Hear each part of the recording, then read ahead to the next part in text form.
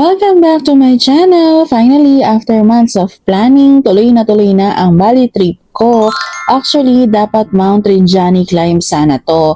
Yun talaga ang original plan. Pero na-realize ko, hindi pala ako ready. Wala akong training at di rin ako physically prepared. So instead of forcing myself, I converted this trip into something lighter. A healing and a tour journey. Kasi minsan hindi lang adventure ang kailangan natin, kundi pahinga rin. Ayan, nandito na ako sa NAIA Terminal 3. Medyo maaga ako nag-check-in kasi ayoko ng rush. Mahaba din ng pila sa immigration pero smooth naman lahat. Excited na ako sa spiritual journey ko sa Bali, Indonesia. Sa totoo lang, matagal ko na itong gustong gawin. Time for healing, self-reflection, and recharge my energy. 4 hours later. Paglapag namin sa Bali Airport, ayun na, may sumundo na kagad sa amin. Smooth na smooth kasi private service na yung kinuha ko. If ever pupunta kayo sa Bali, highly recommended ko talaga na mag-private tour. Mas convenient, hindi ka naghahabol sa oras at relax lahat ng biyahe. Isa pa, importante rin na driver nyo is marunong mag-English. Hindi kasi second language nila dito sa Indonesia ang English. Kaya malaking tulong kapag marunong mag-communicate yung guide mo. Pero syempre, let's always be respectful sa locals ha. Iba ang culture nila. So always smile and be kind. Dumating kami sa hotel mga 2 AM na. Medyo pagod pero sobrang saya kasi finally nasa Bali, Indonesia na kami. Dito kami nagstay sa Kamandani Hotel sa Ubud. 3 nights ang booking ko dito. Maganda dito kasi tahimik, may pool at walking distance sa mga popular tourist spots. Breakfast included at ang sarap ng coffee nila. Iba talaga ang lasa ng Balinese brew. So, eto na pala si Sir Arya. Best months to visit Bali from May to October kasi dry season, hindi masyado maulan. Perfect for temple tours and waterfalls. And this is our day 1 silver ring making workshop. Ang galing kasi ikaw mismo gagawa ng ring mo from scratch. Tuturuan ka nila step by step and sobrang patient na mga locals. Around 1,500 Indonesian rupiah lang. Tapos, pwede mong i-customize yung design. Ayan, ang saya na experience kasi hands-on talaga. Parang art therapy, mga mi. Nakaka-relax gumawa kahit di ako expert ha. Hindi ko nga pinakita yung ginawa ko kasi di perfect. Pero ang importante, may effort. At least may souvenir ako na ako mismo ang gumawa.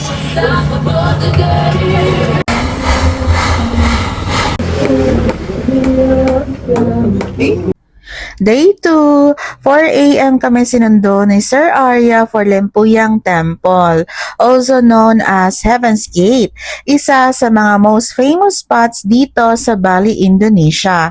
Alam nyo yung picture perfect shot sa gate na may reflection? Yun talaga yung target ko. But, expectations versus reality talaga dito. Akala ko maaga na kami kasi dumating kami ng 6:30 AM. Pero guess what? Number 110 kami sa pila. Ang dami na palang tao, super early pa lang. Kaya tip ko, kung gusto nyong makuha yung perfect shot na walang masyadong tao, dapat super aga ka talaga dito. Like as early as 5 AM. Kasi once mag-sunrise na, dagsa na agad yung mga turista. Yung waiting time namin ha, umabot ng 4 hours. Pero worth it naman kasi ang ganda talaga ng view. Plus, habang naghihintay ka, makikita mo rin yung serenity ng place, mountain view, fresh air, at peaceful surroundings. May bus din packet papunta sa temple at may booth for entrance fee. Next stop, Tirta Gangga Water Palace. Isa to sa pinaka-iconic at photogenic spot sa Bali, Indonesia. Kaya super excited talaga ako makita siya in person. From the moment you arrive, mararamdaman mo agad yung serenity ng lugar, yung tunog ng tubig, yung lamig ng hangin, at yung lush greenery sa paligid. Parang ibang mundo. Syempre, hindi mawawala yung famous koi pond. Ang daming koi fish. As in, sobrang dami at ang laki pa. Pwede kang bumili ng fish food. Tapos, habang nagpapakain ka, mararamdaman mo yung calmness ng moment. Ang ganda kasi ng reflection ng sunlight sa tubig. Parang nag-glow lahat. Perfect spot for photos at pang-recharge ng energy mo. Mas lalo mong ma-appreciate kung early morning ka pupunta kasi hindi pa mainit at hindi pa crowded. Pero kahit may ibang turista, ang peaceful pa rin ang atmosphere. Parang lahat ng tao nare-relax din. Walang nagmamadali. Dito mo marirealize na ang Bali hindi lang puro beaches. May spiritual calmness din siya na ramdam mo sa bawat lugar. At syempre, kung mahilig ka sa photos, Tirtha Ganga is definitely a dream spot. Every corner is Instagram worthy. From the water reflections to the statue to the gardens filled with tropical flowers. Kahit candid shot lang, ang ganda na.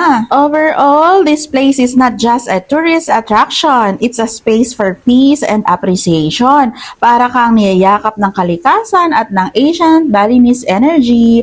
Ang mas busy talaga kung gusto mong maramdaman ang sacred side ng Bali.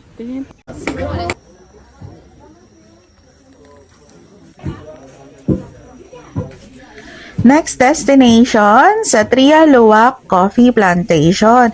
Dito mo makikita paano ginagawa ang sikat na Siwat Coffee or Luwak Coffee.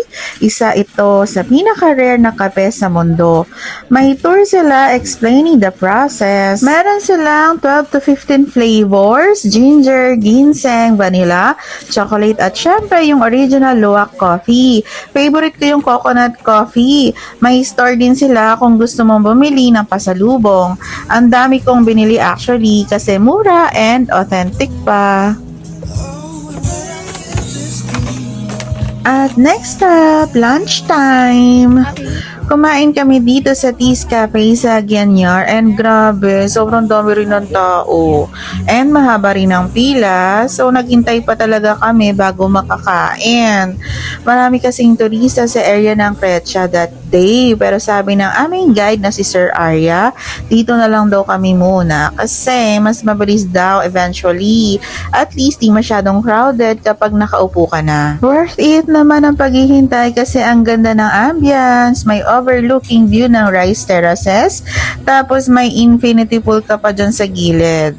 And kung gusto mo mag-chill habang nag-aantay ng order, perfecto for relaxation after a long drive. Of course, dahil sa Indonesia ka, umorder kami ng authentic Indonesian food, chicken satay at syempre may beer and cocktails. Ang sarap ng food at ang view just completes the whole Bali vibe.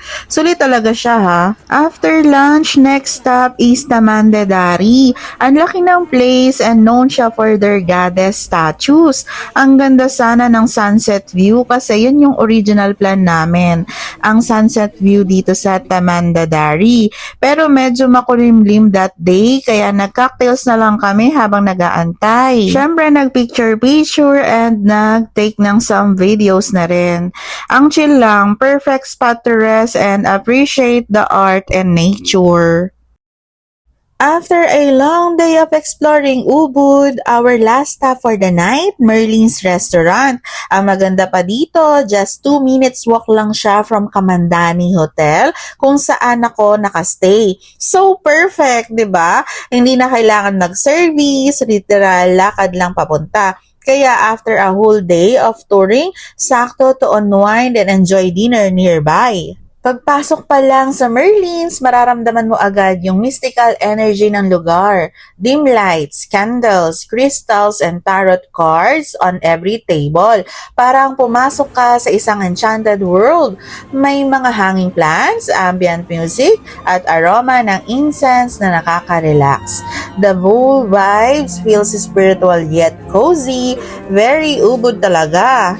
Hindi lang basta dinner ang experience dito, may ritual pa bago kumain. Una, bibigyan ka ng chance mag-wish gamit ang crystal ball. Habang nakapikit ka, iisipin mo lang kung anong desire mo sa puso mo. Sabi ng staff, just let your energy flow through your intention. Ang ganda ng concept kasi mararamdaman mo talaga yung peace and grounding habang ginagawa mo siya. Tapos, pwede ka rin magpa-card reading. Ito yung part na super unique. The cards will decide kung anong food ang bagay sa'yo that night. Depende sa energy mo. So ako, syempre, game agad. The server shuffled the deck and each card drawn corresponds to a dish on the menu. Parang guided by intuition yung dinner mo. Yung lumabas na card sa amin, halos lahat ng dish na nirecommend, favorites talaga namin. Parang destiny. May nagsabing card for earthy flavors, kaya lumabas grilled dish. Isa naman for emotions, kaya dessert with chocolates. Tawang-tawa kami kasi ang accurate, parang align talaga yung energy naming lahat. Yung food sobrang sarap, fusion ng Balinese at Western cuisine, beautifully plated with edible flowers, may mga cocktails din, wine at mocktails kung gusto mo ng chill lang. The flavors are balanced, hindi maalat, hindi matamis, just right. Lahat fresh and thoughtfully prepared. Plus, ang staff sobrang friendly and accommodating. They explain the meanings behind each card and shared a bit about Balinese beliefs. Ramdam mo na hindi lang sila nagsuserve ng pagkain, kundi nag-aalok din ng experience. Something spiritual and meaningful. Pagkatapos ng meal, may pa-surprise pa. Binigyan kami ng fresh roses after dinner. Simple pero sobrang nakakatuwa. Para bang reminder to love yourself and appreciate your journey. Yung moment na yun, tahimik lang kami, pero parang lahat kami nakangiti at grateful sa buong araw. Merlin's Restaurant isn't just a dining place. It's a soul experience. You eat, you reflect, and you connect with your inner peace. At dahil walking distance lang siya sa hotel, sakto pang night stroll pabalik. Ang lamig ng hangin, tahimik ang kalsada, at parang ang gaan-gaan ng feeling after such a magical dinner. Perfect way to end day 1, full of adventure, laughter, and touch of magic. Ubud truly has a special energy that calms the mind and recharges the heart. Day 4, another early morning here in Bali. Kahit antok pa, ready na ulit kami sa panibagong adventure. Sabi nga nila, the best memories are made on days you wake up early. Nag-drive-thru na lang kami for our breakfast dahil ang first stop ay Handara Gates. Isa to sa mga pinaka-famous spots sa Bali and I can totally see why. Ang ganda ng mountain backdrop at ang Grand Stone Gate, parang entrance to another world. Pero syempre, reality check, mahaba rin ang pila. Pero worth it naman kasi once nakatayo ka na sa gitna, mararamdaman mo yung energy ng lugar. Calm pero powerful. Tip lang ha, kung gusto mo nang walang masyadong tao, sobrang aga ka dapat pumunta. Medyo puyat pa dahil uminom pa kami sa Mamo Restaurant Cafe dito sa Bali, Indonesia. Next destination, Ulundano Beratan Temple. Dito, nag-rent muna kami ng traditional Balinese clothes. And super ganda ng feeling kasi parang naging part ka ng culture nila. Yung temple na nasa gitna ng lake, napaka-serene, halos parang lumulutang sa ulap kapag may fog. Habang naghihintay ng turn namin para sa photo, nag-coffee muna kami dito sa tabi. Ang sarap ng kape nila dito. Ang view, ang lake, ang temple. Perfect moment to just pause, breathe, ramdam mo na talaga ang spiritual calmness ng Bali dito. After temple visit, lunchtime naman kami sa Rumah Gemuk.